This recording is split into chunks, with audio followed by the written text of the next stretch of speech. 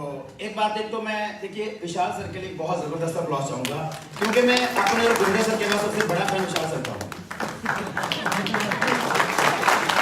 अरे सर पता नहीं कहाँ से वोट दिलाते हैं, क्या सेंस ऑफ ह्यूमर है सर का, क्या कॉमन सेंस है सर के पास, मतलब सर पता ही नहीं क्या कर देते हैं आप आके। और आप जब आते हैं ना बस ये हो जाता है कि आप बैठ जाओ अच्छे से, बहुत मजा आने वाला है आपको, मतलब इंटरटेनमेंट के साथ इतना ज्यादा टीच करना सर ये, क्योंकि 10-12 साल से आपको सुन रहे हैं, ये सिर्फ सर आप ही के अंदर चीज दिखी है मेरे को। आप भी आज भी आपका वो स्टिल ना मैसेज याद है सर, एक नासिक कन्वेंशन के अंदर एक मैसेज हुआ आपका कि वो 5 आसान चीजें 5 मुश्किल चीजें, कुछ ऐसा आपने मैसेज दिया था।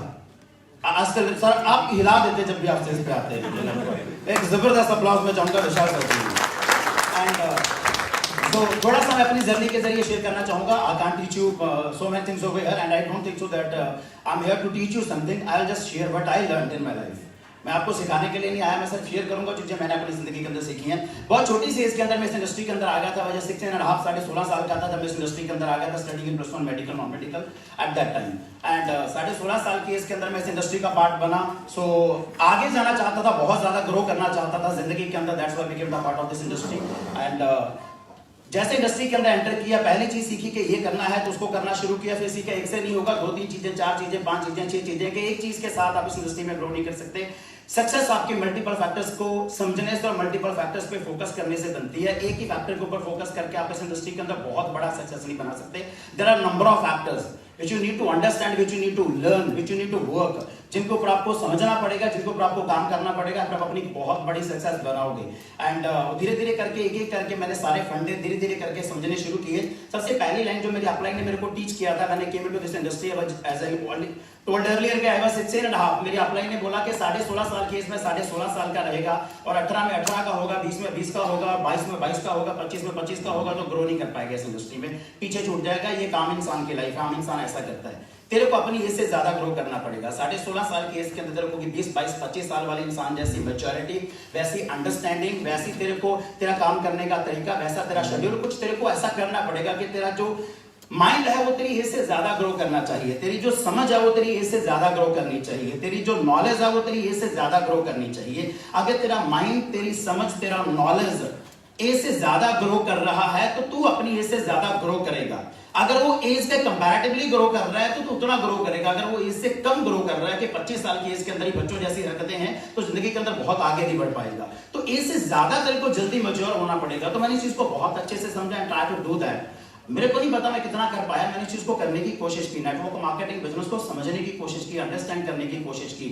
नो डाउट ये बिजनेस है और बिजनेस को आपको अंडरस्टैंड करना पड़ता है। इसके अंदर स्ट्रैटेजीज इंप्लीमेंट होती हैं, इसके अंदर प्लानिंग लगता है, मैनेजमेंट लगता है, जो आपने बहुत हायर लेवल तक जाना होता है। तो आपको उस इंडस्ट्री को समझना पड़ता है। ऐसे ही करके, कैसे ही करके मतलब बहुत ज्यादा ग्रो नहीं किया जा सकता। You need to understand fundamentals, you need to understand strategy, planning, आपको ये सारी चीजें करनी पड़ेगी अगर आपने इस इंडस्ट्री के अंदर एक बहुत बड़े लेवल तक जाना है और एक बहुत अच्छा नेटवर्क बिल्ड अप करना है। सो मैंने उन चीजों को एक एक करके समझने की कोशिश की। जब भी मैं किसी भी कन्वेंशन को, जैसे गौतम सर ने बड़ा अच्छा बोला कि इंटेलिजेंट फॉलोअर, मैंने उस तरीके से इन चीजों को देखने की कोशिश की। मैं इंटेलिजेंट फॉलोअर भी बना, इंटेलिजेंट लिसनर भी बना, इंटेलिजेंट ऑब्जर्वर भी बना। जब मैं कन्वेंशन के अंदर आता था, जो मीटिंग्स के अंदर आता था, ट्रेनिंग मीटिंग्स के अंदर आता था, जब भी मैं किसी इंसान को स्टेज के ऊपर देखता था, वो अपनी सक्सेस के बारे में बताता था, अपने अचीवमेंट्स के बारे में बताता था। I always inspired from everybody success and journey. लेकिन मेरा हमेशा ये होता था कि मैं लोगों की सक्सेस से ज्यादा उनकी जर्नी पे ज्यादा फोकस करता था। That how they have started, कैसे स्टार्ट किया, स्टार्टिंग में क्या किया जिसकी वजह से आज वो यहां पे हैं। आज देखिए जितनी भी टॉप लीडरशिप है, आज जो वो कर रही है, अगर आज आप वो करोगे तो आप यहां पे नहीं पहुंच पाओगे। आपको उनके पास में जाना पड़ेगा कि जब वो जिस लेवल पे अभी आप हैं, जब वो उस लेवल पे थे तब उन्होंने क्या किया था। तो मेरी एक ये हमेशा आदत रही है, मेरा हमेशा ये कोशिश रहा है कि जिस भी इंसान की मैं सक्सेस को देखता हूं जो मेरे से बहुत ज्यादा आगे है, तो मैं पीछे जाके जानने की कोशिश करता हूं कि जब वो इस लेवल पे था तब उसने क्या किया था। मैं उसका आज का शेड्यूल कभी कॉपी नहीं करूंगा। हो सकता है जैसे आज बहुत सारे लोगों के पास एक अच्छा फाइनेंशियल फ्रीडम है, तो अपनी जिंदगी को बहुत अच्छे तरीके से एंजॉय कर रहे हैं, तो क्या आज मैं उस लेवल पे हूं? If I am on that level तो मैं उस तरीके का करूंगा। अगर मैं उस लेवल पे नहीं हूं तो 5 साल पहले वो इंसान अगर मेरे वाले लेवल पे था तब उसने कितना मेहनत किया, कितना ज्यादा हार्ड वर्क किया, किस तरीके से काम किया, मैं उस चीज को थोड़ा जानने की कोशिश करता हूं और उस तरीके से काम करने की कोशिश करता हूं। तो धीरे धीरे ऐसी चीजों को लर्न आउट करना शुरू किया और पता चला कि इस इंडस्ट्री के अंदर स्टार्टिंग के अंदर आपके एफर्ट ज्यादा होंगे, आउटपुट कम होता है। धीरे धीरे जैसे वही भूपेंद्र पास सर ने बड़ी अच्छी बात बोली कि 10 हो जाता है, तो बड़ा अच्छा है। उसके अंदर एक बहुत बड़ा लर्निंग लेसन था, एक सीखने के लिए चीज थी। तो उसी तरीके से चीजों को करना शुरू किया। 16.5 साल की इसके अंदर मैंने इंडस्ट्री के अंदर शुरुआत की थी and I took 6 years to complete my first crore in this industry. 6 साल लगे मेरे को मेरा पहला करोड़ इस इंडस्ट्री के अंदर कंप्लीट करने के लिए। But I took only 3 years to complete my second crore in this industry and I took only 2 years to complete my third crore in this industry and I know that my fourth crore will be, I think it will be completed in 1 year only. अगले 1 साल के अंदर बड़े आराम से अगला 1 crore complete हो जाएगा। तो इस चीज को समझने की कोशिश कीजिए कि इस इंडस्ट्री के अंदर, मैंने इंडस्ट्री को समझने की कोशिश की। जिस भी काम को आप करते हैं एक बहुत बड़ा बिजनेस है, तो ये नहीं कि कैसे भी करते जाओ, आंखें बंद करके और कुछ भी करते जाओ तो हो जाएगा, नहीं। यू नीड टू अंडरस्टैंड कि हाउ इट वर्क्स, ये काम कैसे करता है, इसके अंदर कैसे ग्रो किया जाता है। अगर मेरी नजर से जानना चाहोगे, जितना मैंने सीखा, जिस तरीके से मैंने करने की कोशिश की है कि एक सॉलिड नेटवर्क मार्केटिंग बिजनेस के अंदर, जैसे आपको ये फाइनेंशियल फ्रीडम चाहिए और 10 minutes 10 20 हो, तो उसके लिए आपके पास एक बहुत अच्छा नेटवर्क होना चाहिए। और नेटवर्क का मतलब क्या है, एक सॉलिड नेटवर्क का मतलब क्या है, मेरा ऐसा मानना है कि नंबर ऑफ इंडिपेंडेंट ग्रुप्स जितने आपकी ऑर्गेनाइजेशन के अंदर ज्यादा हैं, वो वर्किंग इंडिपेंडेंटली, जितने ग्रुप आपके टीम के अंदर ज्यादा हैं, उतना आपका सॉलिड नेटवर्क है। एंड आप अपने, जैसे यहाँ पे हमारे पास 6 लाख प्लान है, तो 6 लाख के अंदर आपने number of independent groups generate करने हैं और आपको एक नंबर ऑफ पहले सीखना है that how to make one independent group.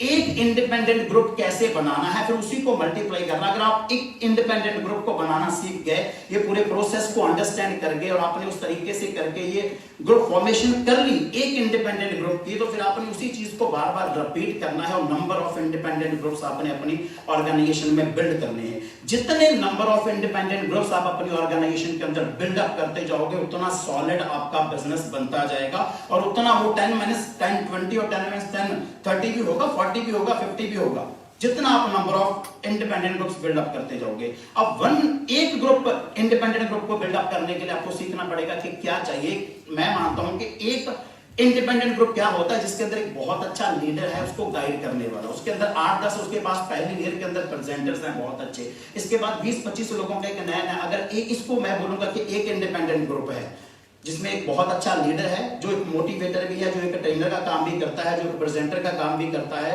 एक गार्जियन का काम भी करता है, एंड इसके बाद उसके पास एक 8-10 लोगों की एक लेयर है, 8-10 प्रेजेंटर्स की जो प्रेजेंटेशंस कर रहे हैं। इसके बाद 20-25 मान लो उनके पास फ्रेशर्स हैं जो न्यू एसोसिएट हुए हैं, तो ये एक छोटा सा इंडिपेंडेंट ग्रुप हो गया। ऐसी जितनी नोड्स, जितने ग्रुप्स आपकी टीम के अंदर ज्यादा होंगे, आपका उतना सॉलिड बिजनेस इस इंडस्ट्री के अंदर बनता जाएगा। जैसे एक इंडिपेंडेंट ग्रुप बना हुआ, 1 से 2 कैसे करने, एक बेसिक रूल ऑफ लाइफ है। जैसे आपने छोटी क्लासेस के अंदर पढ़ा होगा अमीबा, एक आपने सेलुलर ऑर्गेनिज्म पढ़ा होगा, सिंगल सेलुलर ऑर्गेनिज्म है ना अमीबा। वो क्या करता है, जैसे वो थोड़ा सा बड़ा होता है वो 2 में डिवाइड हो जाता है, जैसे वो 2 थोड़े थोड़े बड़े होते हैं वो 4 में डिवाइड हो जाते हैं, 4 थोड़े थोड़े बड़े होते हैं 8 में डिवाइड हो जाते हैं। तो सेम है, आपने पहले एक ग्रुप बनाना है, जैसे वो ग्रुप थोड़ा सा बड़ा हो जाएगा उसको 2 में डिवाइड कर दो, फिर वो 2 ग्रुप अलग अलग लेवल पे काम करेंगे, 2 थोड़े से बड़े हो जाएंगे उसको 4 में डिवाइड कर दो, वो 4 ग्रुप अलग अलग लेवल पे काम करेंगे, जैसे वो थोड़े से बड़े हो जाएंगे उन्हें 8 में डिवाइड कर दो। You will see you will having number of independent groups in your organization, और जितने ज्यादा इंडिपेंडेंट ग्रुप्स आपके ऑर्गेनाइजेशन के अंदर होंगे, मेरे ख्याल से उतना सॉलिड बिजनेस आपका बनता जाएगा। और धीरे धीरे आप अपनी लेयर को सिखाते जाओगे कि कैसे नंबर ऑफ इंडिपेंडेंट ग्रुप्स बनाने हैं। तो 10 minutes 10 20 होगा, 10 minutes 10 30 होगा, 10 minutes 10 40 ऑटोमेटिकली हो जाएगा। मैंने थोड़ा सा इसी थ्योरी पे काम करने की कोशिश की है, इसी तरीके से काम करने की कोशिश की है, and on the basis of जो भी आज एक बहुत अच्छा टीम बन पाया है, on the basis of that वो बन पाया है, ठीक है। एंड आज एक चीज मैं और आपके साथ डिस्कशन करना चाहूंगा कि अब हमारे पास नो डाउट एक बहुत अच्छी इंडस्ट्री, अगर आप मार्केट के अंदर देखें, जितना कि मैंने रिसर्च किया है, क्योंकि पहले हम लोग प्रीवियस ऑर्गेनाइजेशन में थे तो सिर्फ वहीं पे फोकस था, अदर देन दैट मार्केट में क्या हो रहा है, कौन सी कंपनी आ रही है, कौन सी कंपनी जा रही है, हमारे इस चीज पे ज्यादा फोकस नहीं होता था। लेकिन जब हमने शिफ्टिंग करना था तो नो डाउट हर एक ने अपने अपने लेवल पे बहुत ज्यादा रिसर्चेस किए हैं, so we came to know, मतलब हमें बहुत ज्यादा एक ब्रॉड व्यू पता चला है नेटवर्क मार्केटिंग का, जो हमें पहले जिसके ऊपर हमारा इतना ज्यादा फोकस नहीं था, ध्यान नहीं था। एंड आई ट्रूली बिलीव के BioChoice is the best platform। ये सिर्फ ये नहीं कि हम लोग बैश का पार्ट है मैं इसीलिए बोल रहा हूं, ये हमने सभी लोगों ने काफी रिसर्च के बाद we are having lot of options उस टाइम पे जो हमने शिफ्टिंग करना था, लेकिन इवन देन सभी लोगों ने बैश को क्यों चूज किया, क्योंकि हमें कुछ चीजें ऐसी मिली जिसकी वजह से भी make this decision. No doubt अगर आप देखोगे बैश के अंदर मैंने जितना मार्केट के अंदर देखा सर्च मार के, एक हेल्थ सेगमेंट है, एक एफएमसीजी सेगमेंट है। बहुत सारी कंपनी जो एफएमसीजी सेगमेंट के साथ काम कर रही है उनके पास सिर्फ नाम का हेल्थ सेगमेंट है, उनके पास 2-4 कैप्सूल्स की डब्बियां, नथिंग मोर देन दैट। तो उनके पास सिर्फ नाम का हेल्थ सेगमेंट है, वो एफएमसीजी के अंदर काम करे। कुछ कंपनीज ऐसी हैं जो अपने आप को हेल्थ सेगमेंट वाली, जिनके पास हेल्थ सेगमेंट स्ट्रॉन्ग है लेकिन नाम का एफएमसीजी है, वो एफएमसीजी के अंदर बहुत ज्यादा वीक है। तो जो एफएमसीजी के अंदर वीक है उनसे हेल्थ सेगमेंट छूट रहा है, जो हेल्थ सेगमेंट के अंदर स्ट्रॉन्ग है तो उनसे एफएमसीजी छूट रहा है, ठीक है। एंड लेकिन बायोशॉइस की अगर आप बात करोगे तो we are strong in both of the points.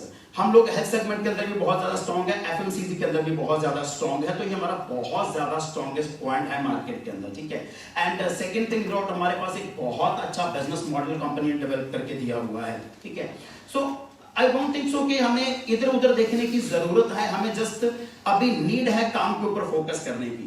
तो अगर हम काम के ऊपर फोकस करके, जैसे सर लोगों ने ऑलरेडी बताया कि 4-5 साल के अंदर कंसिस्टेंसी के साथ अगर हम काम करें और एक अच्छा ग्रुप बिल्डअप कर लें, एक अच्छा नेटवर्क डेवलप करें। मैं बोलना चाहूंगा क्योंकि हम लोग बहुत सारे यंगस्टर्स हैं यहाँ के, इसके अंदर एक छोटी सी चीज होती है कि यार ये 5-6 साल ना, जो साथ वाले दोस्त हैं वो डिस्ट्रैक्ट करते हैं कि यार ये 5-6 साल बहुत ज्यादा इंजॉय करने के होते हैं, जब ये जवानी वाला यंग एज वाला पीरियड होता है, तो अदरवाइज ये निकल जाएगा तो इंजॉय कब करेंगे। तो मैंने ऐसा देखा है, जितना मार्केट को मैंने देखा है, गरीब लोगों की कोई जवानी नहीं होती, आम लोगों की, गरीब लोगों की नहीं होती जवानी। मैं आपकी बात नहीं कर रहा, गरीब लोगों की आप अंडरस्टैंड कीजिए। गरीब लोगों की मतलब जो लोग लेबर क्लास होती है, वो चाहे 10-12 साल की इसके अंदर तो लेबर करने लग जाते हैं, उनकी जवानी कहाँ आती है, उनको पता भी नहीं चलता जवानी कब आई कब चलेगी। और जो आम लोग होते हैं इनकी जवानी होती है 5-6 साल की, वही 17 से लेकर 23-24, बस इसके बाद जॉब में चले जाते, फिर काहे की जवानी पे, तो जवानी खत्म हो जाती है बेचारों की। अमीर लोगों की जवानी कभी खत्म नहीं होती, कामयाब लोगों की जवानी कभी जाती नहीं है। आप प्रैक्टिकली देखें, मैं आपको एग्जांपल देता हूं, जैसे जैसे आप अमीर होते जाएंगे ना, आप और ज्यादा जवान होते जाएंगे, जैसे जैसे आप कामयाब होते जाएंगे आपकी जवानी लंबी हो जाएगी, 5 से 15, 20, 25, 30 साल की हो जाएगी बड़े आराम से। अब आप प्रैक्टिकली देखिए, मैं विशाल सर को पिछले 11 साल से ऐसे ही देख रहा हूं ऐसे ही देख रहा हूं मैं, ऐसी बिल्कुल। रघु सर को भी पिछले 11 साल से ऐसे ही देख रहा हूं, गुरिंदर सर को पिछले 11-12 साल से मैं ऐसे ही देख रहा हूं। मतलब इन लोगों की जवानी रुक गई है, इन्होंने जवानी को पकड़ लिया, जाने नहीं दे रहे। गरीब लोग अफोर्ड नहीं कर पाता कि जवानी को रोक पाए, पैसा लगता है जवानी को रोकने के लिए। आम लोगों के पास भी इतना पैसा नहीं होता, वो 4-5 साल तक रोके रखते, इसके बाद जितना अपने आप ऑटोमेटिकली रोकते हैं, इसके बाद निकल जाते हैं। लेकिन कामयाब लोग जवानी रोक लेते हैं भाई, अमीर लोग जवानी रोक लेते हैं। इसीलिए आप 4-5 साल काम पे ध्यान दीजिए, जवानी कहीं नहीं आने वाली। 4-5 साल अगर आप काम करेंगे तो आने वाले 10 साल की जवानी आप रोक लोगे, आने वाले 15 साल की जवानी आप रोक लोगे। मैं अपना बोलता हूं, आप मेरे को ऐसे ही देखोगे, ऐसे ही देखोगे। 50 साल का हो जाऊंगा तब भी ऐसे ही देखोगे, 60 साल का हो जाऊंगा तब भी मेरा फोकस इस पे कि जवानी जाने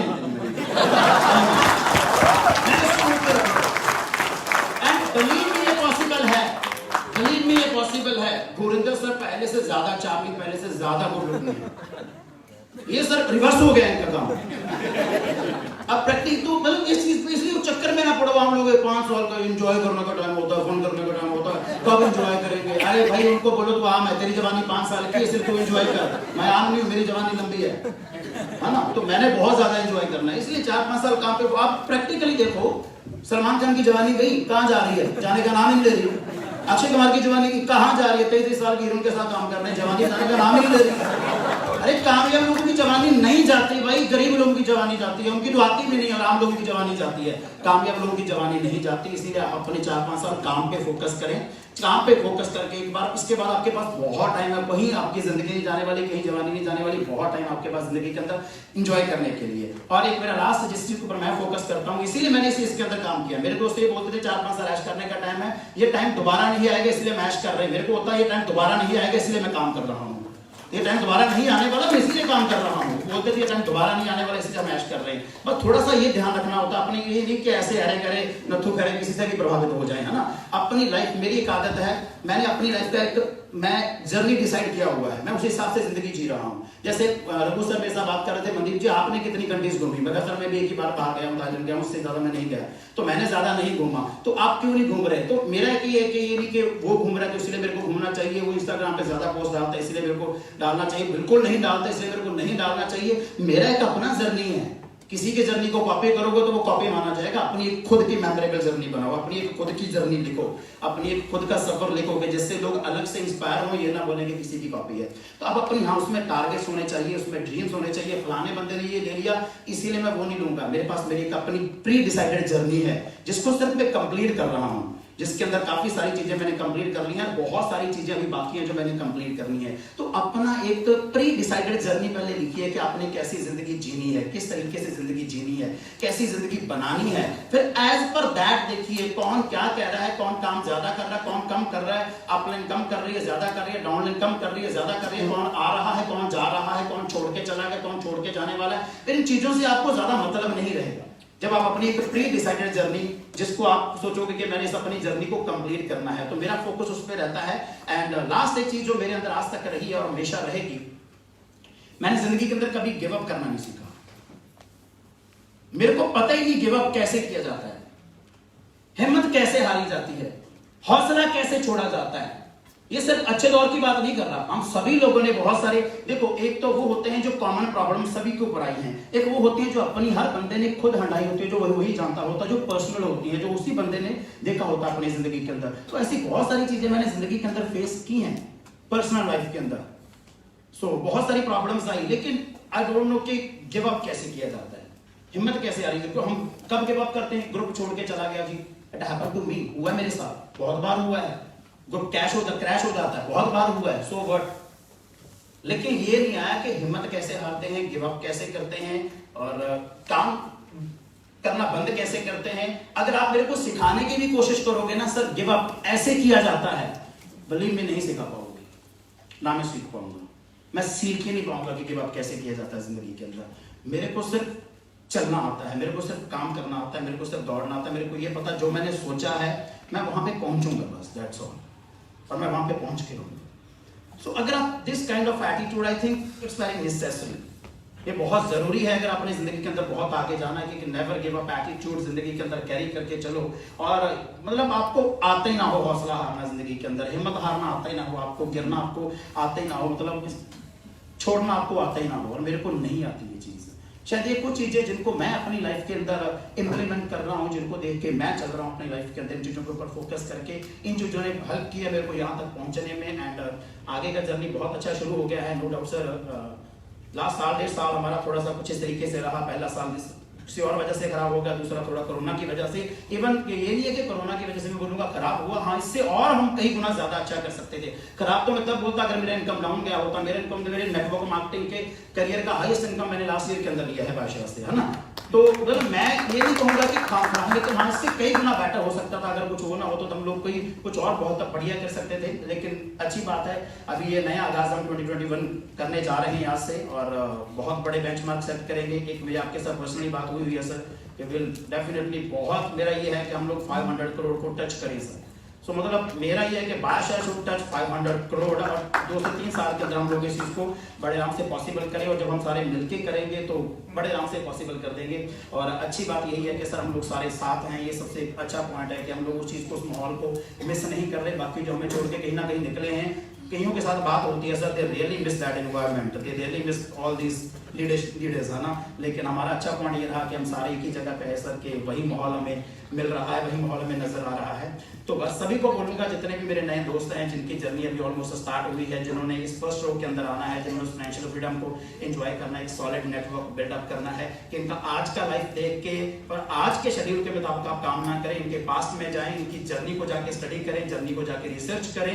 एंड जब ये आपके लेवल पे थे तब इन्होंने कितना मेहनत किया है, किस तरीके से काम किया है, किस तरीके से एफर्ट्स किए हैं, कुछ उस चीज को स्टडी करके आप उस तरीके से करना शुरू करें। आई थिंक बहुत अच्छा बिजनेस हम आने वाले 4-5 साल के अंदर बनाएंगे। So at the last I would like to thank whole seniority, जितनी भी हमारी बादशाह की सीनियरिटी है, क्योंकि मैं ऑलमोस्ट सभी से छोटा हूं, तो सभी से मैं तो सीख ही रहा हूं पिछले 10-11 साल से। ऐसे आशीष जी ने भी बोला, हम लोग तब से हैं जब आप लोगों को स्टेज पे दूर से देखा करते थे। You were silver diplomat, gold diplomat, and you were just silver and associate in the previous organization. तो तब से आप लोगों को सुन रहे हैं और देख रहे हैं, ठीक है। And so at the last I would like to thank, no doubt, एक वो इंसान, देखिए मैंने 2 तरह के लोग देखे हैं। एक वो जो दिखावा करता हूँ कि हमें अच्छे हैं लेकिन असल में होते नहीं है, लेकिन एक वो इंसान दिखावा नहीं, मेरे को पता कितना करते कितना, लेकिन है बहुत अच्छे, जिस इंसान को मैं इन एंड आउट दोनों जगह पे सेम देखता हूँ। सो मतलब मैं भी शायद, अगर सिमर जी ने बोला कि मेरे अंदर मेरे अंदर की प्योरिटी नहीं पता, लेकिन जिस इंसान के साथ मैं अटैच हूँ मेरे को उसकी प्योरिटी जरूर पता है। एक बड़े भाई की तरह आज मैं और भी ज्यादा क्लोज आ गया इस ऑर्गेनाइजेशन के अंदर आने के बाद उनके, तो साथ में आते हैं, साथ में जाते हैं, तो बहुत सारी मतलब वो चीजें जो लाइफ के लेसन होते हैं जो शायद से इसके माध्यम से नहीं ज्यादा सीखे जाए जा सकते। पर्सनल काउंसलिंग के अंदर जब आप होते हैं तो बहुत ज्यादा और भी ज्यादा सीखते हैं, तो बहुत ज्यादा गहरी चीजें का, बहुत ज्यादा लाइफ को लेके चीजें सीखने का मौका मिल रहा है। तो मैं चाहूंगा बहुत जबरदस्त अप्लॉज होनी चाहिए द क्रिएटर ऑफ टीम आस्था परिवार, नन अदर देन, जो आप मेरे को बड़े भाई की तरह बहुत जबरदस्त। एंड उसके बाद एक बहुत अच्छे और सीनियर मेरे को मिले, तो सीनियर कम ब्रदर वाला रिलेशन मेरा उनके साथ भी एक बन गया है, क्योंकि जब भी सर पटियाला में आते हैं तो आने से पहले just make call to me के मनदीप जी किथे, मैं पटियाला, मैं क्या सर तुसी जिथे बस मैं आ गया, समझो है ना। सो मैं चाहूंगा बहुत जबरदस्त अप्लॉज होनी चाहिए मिस्टर नरेश चटवाल सर के लिए। तो एक बहुत अच्छी एजुकेशन के रूप में मतलब बहुत सारी बातें हम लोग डिस्कशन करते हैं जब भी बैठते हैं। सर जब भी पटियाला में आते हैं तो इसमें एक कॉल टू मी, और हम 5 घंटे 6 घंटे बैठे रहते हैं। एंड इसके बाद मैं चाहूँगा बहुत ज़बरदस्त अप्लॉज, नो डाउट विवेक सर जितने भी इतने अच्छे अरेंजमेंट्स कर रहे हैं और जिन्होंने कंपनी को इतने अच्छे तरीके से होल्ड किया हुआ है, सो उनकी वजह से हमें ये सारा इतना अच्छा मैनेजमेंट और इतनी अच्छी चीज़ें मिल रही हैं। तो मैं चाहूँगा बहुत ज़बरदस्त अप्लॉज विवेक का sir. Thank you so very much sir for providing us with such a wonderful management and wonderful trip, and along with that no doubt हमारा पहले दिन जब हम सर से मिले थे तो डिसीजन बन गया था कि हमने बायोशाइज के अंदर ही आना है। द रीजन बिहाइंड दैट इंसान बोल कुछ और सकता है लेकिन उसकी वाइब्रेशंस कभी फॉल्स नहीं हो सकती। तो जब हम सर को मिले थे तो एक इतना पॉजिटिव वाइब्रेशन सर की तरफ से हमें आया, एक मतलब प्योर वाइब्रेशन सर की तरफ से मिला। Maybe because of that we are the part of Bioshize में जाऊंगा। बहुत जबरदस्त अप्लॉज खान गुरु मिस्टर अर्जुन खन्ना सर के लिए होनी चाहिए। सर आपका वाइब्रेशन है वो बहुत ही ज्यादा पॉजिटिव होता है कि आपके साथ बैठते हैं तो एक ऑरा क्रिएट हो जाता है पॉजिटिविटी का, और एक एक्साइटमेंट वाला ऑरा क्रिएट हो जाता है। Thank you so very much sir making Bioshize. And then after मेरी टीम के अंदर कुछ वंडरफुल लीडर्स हैं। मेरा हमेशा ये रहता है, मैं हमेशा हर एक को मैसेज देता हूँ, don't make a team, make a family. कभी टीम ना बनाओ, हमेशा फैमिली बनाओ, क्योंकि टीम परिवार से ज्यादा टूटती है, ये मैंने देखा है। अगर आप परिवार बनाओगे तो उसके टूटने के चांसेस बहुत कम रह जाते हैं। मे बी यही एक रीजन है कि जब हम लोगों ने शिफ्टिंग करना था तो हमारा 90% टीम हमारे साथ है ऑलमोस्ट, ठीक है। तो हमारा टीम नहीं टूटा क्योंकि टीम बनाया नहीं है, एक फैमिली बनाया। और फैमिली का मतलब ये नहीं कि स्टेज पे आके कुछ भी बोल दो कि फैमिली बनाओ, हम लोग एक फैमिली हैं। रीजन बिहाइंड दैट मैं इस चीज को प्रूव कर सकता हूँ। मेरे जितने भी टॉप सीनियरिटी है सर, चाहे वो सिमर ग्रोवर जी हैं, चाहे वो गगन चहल जी हैं, आशीष जी हैं, अभी अतुल जी हैं, and along with that Rohit Chopra ji हैं, साहिल चोपड़ा जी हैं, हरभजन सिंह जी हैं। हम लोग कभी एक दूसरे की मदर को आंटी नहीं बोलते sir, we always used to say mamma. इनकी मम्मा को मैं कभी आंटी नहीं बोलता, मम्मा बोलता हूँ। गगन जी की मम्मा को मैं कभी आंटी नहीं बोलता, मम्मा बोलता हूँ। रोहित जी की मम्मा को कभी मैं आंटी नहीं बोलता, मम्मा बोलता हूँ। बिकॉज हम लोगों ने कहने के लिए टीम नहीं बनाई, हम फैमिली नहीं बनाई, हम लोगों ने सचमुच एक फैमिली बनाई। And we share that kind of bond. And family कब एग्जिस्टेंस में आती है, फैमिली कब बनती है, जब आप दुख के टाइम पे, प्रॉब्लम के टाइम पे आगे आके खड़े हो जाते हैं, और अच्छे टाइम पे आप पीछे होके खड़े होके क्रेडिट उन लोगों को दे देते हैं कि all credit goes to you guys, ये आप लोगों की वजह से हो पाया। और जब भी कोई प्रॉब्लम और बुरा वक्त आता है, आप आगे आके खड़े हो जाते हैं कि आई एम हियर, डोंट वरी, मैं आपके साथ हूँ, टेंशन ना लो, आप पीछे खड़े हो जाओ, मैं आगे खड़ा हूँ। अगर आप इस तरीके से अपनी टीम की केयर करेंगे तो definitely you want make a team, you make a family, और वो फैमिली भी आपके साथ आपके बुरे वक्त में खड़ी रहेगी। So it was all from my side, hope so के लिटिल बिट आपको अच्छा लगा होगा, which will help you lot in coming time. So thank you so very much and wish you all the best. Thank you. एक बारी round of applause होनी चाहिए। Mister Mandeep Singh Chahal sir.